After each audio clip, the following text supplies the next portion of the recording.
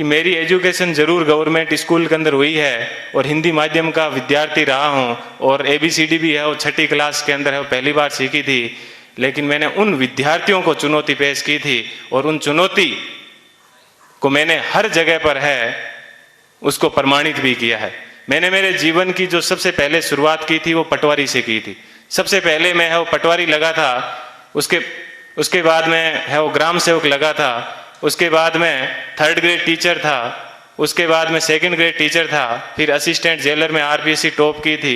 फिर है वो स्कूल लेक्चरर था, फिर इसी स्कूल के अंदर जिस स्कूल के अंदर आज मैं आपसे मुखातिब हो रहा हूँ, इसी स्कूल के अंदर मैंने एक एग्ज़ाम दिया था असिस्टेंट कमांडेंट का, उसमें मैं है वो सिलेक्ट हुआ था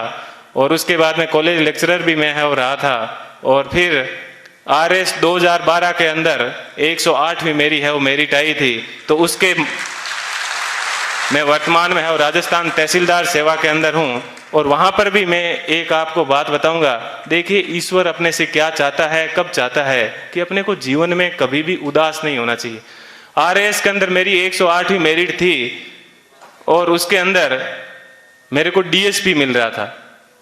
लेकिन दुर्भाग्य ऐसा रहा कि मैं है वो फर्स्ट वेटिंग में रह गया। थोड़ा सा मुझे दुख हुआ कि यार अपन फर्स्ट वेटिंग में रह गए और उसके जस्ट 1 महीने के बाद में है वो IAS का एग्जाम था दिसंबर के अंदर। 4-5 दिन दुखी रहा, लेकिन मैंने कैसे ही अपने आप को मैनेज किया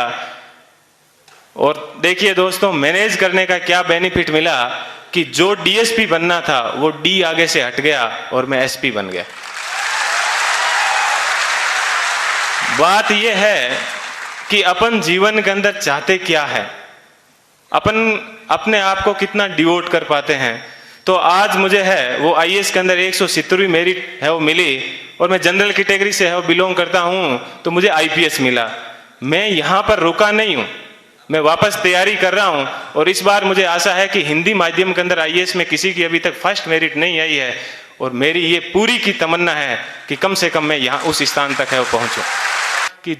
जीवन आपको सिर्फ कहा जाता है कि 84 लाख योनियों के बाद में एक बार आदमी को जीवन मिलता है, तो बहुत ही शानदार आप लोगों को है वो जीवन मिला है। इस जीवन को आप एंजॉय कीजिए, कभी भी घमंड मत कीजिए, चाहे आप जीवन में कुछ भी बन जाओ, हमेशा बेहतरीन रहिए। और आप लोगों से मैं आशा करता हूं कि अगले साल जब प्रोग्राम होगा तो आप सब लोग हैं वो यहाँ पर आने का मौका मिले। थोड़ी सी देर पहले मैं देख रहा था कि मालाएं कम पड़ रही थी, तो अगले साल इतनी संख्या माना कि सब मालाएं कम पड़ जाए,